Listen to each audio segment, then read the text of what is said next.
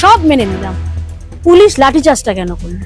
চাটুকারিতা ছাড়া, চটি চাটা ছাড়া আর দালালি করা ছাড়া পুলিশের কি আর কোনো কাজ নেই? মানে সনাতন ধর্মের কিছু হলে সেটা তখন মানে ভণ্ডামি হয়ে যায়, আর সিমেন্টের ওপর চাদর চালানোটা বিশাল বৈজ্ঞানিক নাকি?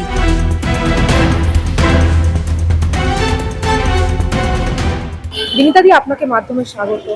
নমস্কার। গতকাল আমহা স্ট্রিটের যে কালী মন্দির, শ্যামাসুন্দরের যে কালী মন্দির, সেখানে যে ভিড় হয়েছিল মাকে দর্শনের জন্য, তারপরে আমরা দেখলাম ভিড় সামলাতে গিয়ে পুলিশ কি করলো? লাঠিচার্জ করলো। কি বলবেন ভিড় সামলাতে লাঠিচার্জ? না, বলার একটাই কথা, তুমি একটু ঘুরিয়ে দেখাও ওই আমহা স্ট্রিট থেকে এখানে, আর মানুষ এখানে জবে থেকে এটা প্রচারে এসছে, আমার পাড়ায় জবে থেকে এসছে, তারপর থেকে যেভাবে প্রচার হয়েছে মানে মানুষের ঢল নেমে গেছে। আর বিশেষ বিশেষ দিনে অমাবস্যা পূর্ণিমাতেই তো মায়ের মন্দিরে বেশি ভিড় হয়।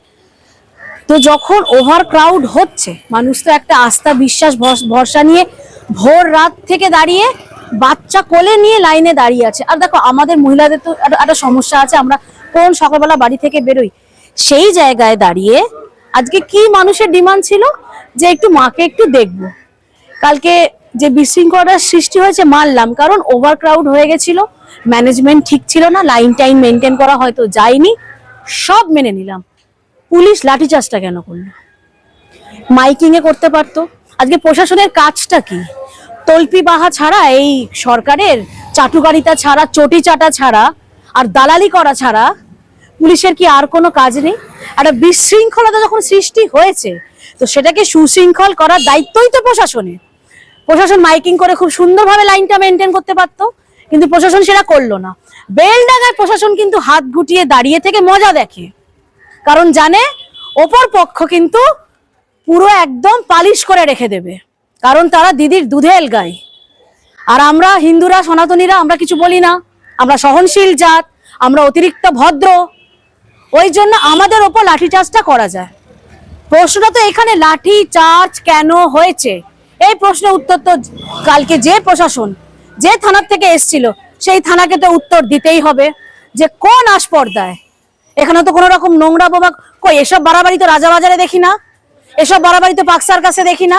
আর লোকে জ্ঞান দেয় না যে কি মন্দির হলে কি হবে, মন্দির বানাচ্ছ কেন, স্কুল বানাও, হসপিটাল বানাও। আরে মন্দির হলে কি হবে, পুজোর দিন আসবে, এই যে এই মাথা থেকে ও মাথা অনেক অনেক গরিব মানুষের কর্মসংস্থান হয়েছে, তারা ছোট ছোট দোকান নিয়ে বসেছে, মানুষের এই একটা মন্দির মানুষের কর্মসংস্থান করেছে, মানুষের মুখে পেটে অন্নর জোগাড় দিচ্ছে। তো আমাদের মন্দির থেকে এইগুলোই হয়, আমাদের মন্দির থেকে কারোর অন্য ধর্মের লোকেদের ইট পাথর ছোড়া হয় না, আমাদের ধর্ম শেখায় না যে সে বিধর্মী বলে তাকে মারো কাটো।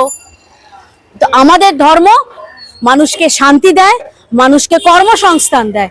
সেই জায়গায় কালকে পুলিশ প্রশাসনের এই ন্যাক্কারজনক ঘটনা একদম করা উচিত হয়নি, এবং এটার জন্য আমার মনে হয় আপনারা তো অনেক ইউটিউব দেখে মায়ের কাছে আসছেন, আপনারা কালকে যা করেছেন ভক্তরা, যদি পাল্টা পুলিশকে কিছু আপনারা আঘাত হেনেও থাকেন, বেশ করেছেন। খালি পরে পরে আমরা মার খাবো। আর বেলডাঙ্গায় মুরদ নেই পুলিশের, বেলডাঙ্গায় তখন চুপচাপ দাঁড়িয়ে থাকে, মুর্শিদাবাদ, মোথাবাড়ি, মালদা যখন জ্বলে তখন পুলিশ মার খায়, পুলিশ মার খেয়ে পালিয়ে লুকায়, ওই নপুংসক গুলো, তাদের লজ্জা করে না। কিন্তু কালকে মায়ের কাছে মানে বাচ্চা বাচ্চা ছেলে মেয়েগুলোকে দেখছিলাম, গতকাল আমি ছিলাম না, মানে আমরা দুর্ভাগ্য, বাচ্চা বাচ্চা ছেলে মেয়েগুলোকে মেরেছে কিসের জন্য? এটা একদম তো উচিত হয়নি, এটা তো প্রতিবাদ হওয়া উচিত। আপনি এই পাড়ায় থাকেন, এই পাড়ায় আপনাদের একদম। আজকে এই মন্দিরটা কোথায় ছিল? এই মন্দিরটাকে তুলতে বাধ্য করেছিল, এর আগেও তোমাদের মাধ্যমে বলেছিলাম, কুণাল ঘোষ, ওনার পাড়ায় ছিল, অনেক নানা বাজে কথা বলে, নোংরা কথা বলে, মা এই করে, মায়ের এই ডিমান্ড, ওনারা এখানে এ করে। ও মানে সনাতন ধর্মের কিছু হলে সেটা তখন মানে ভণ্ডামি হয়ে যায়, আর সিমেন্টের ওপর চাদর চালানোটা বিশাল বৈজ্ঞানিক নাকি? তো সেই জন্য বলবো, আজকে এই 20% ওই লিব্রান্ডুদের জন্য না আজকে আমাদের মতো সনাতনীরা পড়ে পড়ে মার খাচ্ছে। কিন্তু কালকে দেখে এটাও ভালো লেগেছে যে কালকে শুধু মার খায়নি, কালকে পাল্টা জবাব দিয়েছে আম জনতা। অতএব জনতা খেপলে যে কি হবে, এবার কিন্তু পুলিশ প্রশাসনের দেখে বুঝে নেওয়া উচিত, যেমন ওরা বুঝে থাকে মুসলিম অঞ্চলে, যেমন ওরা বুঝে চুপচাপ দাঁড়িয়ে থাকে, এবারে আমাদের এরিয়াতে ওরা বুঝে চুপচাপ দাঁড়িয়ে থাকবে। একেবারে দিদি, কালকে আমি ভাবছি ঘটনাটি ঘটলো এখানে কয়েক ঘন্টার ব্যাপার, ঝামেলা সৃষ্টি হয়েছে, কিন্তু আমরা বেলডাঙ্গার ক্ষেত্রে দেখলাম প্রায় 30 ঘন্টা ধরে ঝামেলা হচ্ছে, পুলিশ ওখানে ছিল 3 দিন ধরে। হ্যাঁ, কিন্তু এখানে মানে কয়েক ঘন্টার মধ্যে হঠাৎ করে লাঠিচার্জ, মানে এই সক্রিয়তা বা অতিশয়। আরে দেখো এরা হচ্ছে বেসিক্যালি হচ্ছে নপুংসক, তো এরা নিজেদের কোনো কিছু কর্মক্ষমতা নেই। এরা হচ্ছে একটা হিজড়ে ছক্কা। যারা সিগনালে তালি মেরে পয়সা তোলে তাদেরকে আমি হিজড়ে ছক্কা বলি না। এই সাদা উর্তিধারী এরা হচ্ছে পিওর হিজড়ে ছক্কা। এদের ওপর থেকে যা ইনস্ট্রাকশন থাকে এরা সেটাই করে। মানে আপনি বলছেন এটা উপর থেকে? একদম একদম, এদেরকে ইনস্ট্রাকশন দেওয়া থাকে যে হিন্দু এরিয়ায় গিয়ে বাড়াবাড়ি করো, কারণ মুসলিম এরিয়ায় গিয়ে বাড়াবাড়ি করা এদের মুরদ নেই। এরা জানে এরা মার খেয়ে পালিশ হয়ে ফিরে আসবে। সনাতনীদের এই জন্যই জাগতে বলি, অনেক হয়েছে, প্রচুর আমরা সয়েছি, আর কেউ সইবে না এখানে। এবার ইটের বদলা পাল্টা থানিট হবে।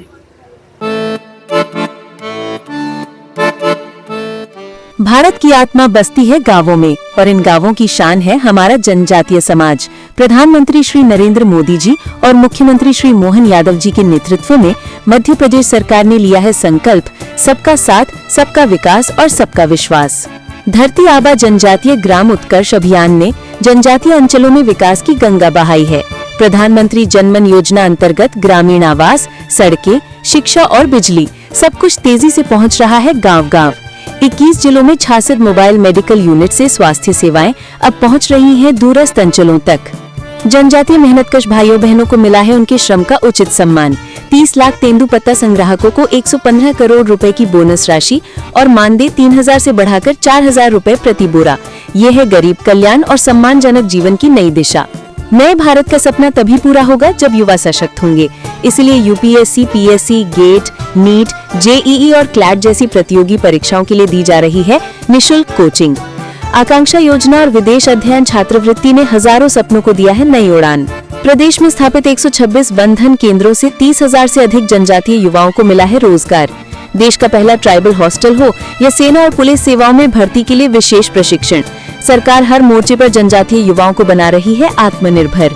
माननीय प्रधानमंत्री नरेंद्र मोदी जी के आदिवासी गौरव के संकल्प और मुख्यमंत्री मोहन यादव जी के अथक प्रयासों से आज मध्य प्रदेश का जनजातीय समाज शिक्षा, स्वास्थ्य, रोजगार और सांस्कृतिक संरक्षण हर क्षेत्र में आगे बढ़ रहा है। मध्य प्रदेश सरकार का विश्वास है जब जनजातीय समाज आगे बढ़ेगा तभी प्रदेश और देश आत्मनिर्भर भारत के सपने को साकार करेगा। सबके साथ, सबका विकास, यही है आत्मनिर्भर मध्य प्रदेश का संकल्प।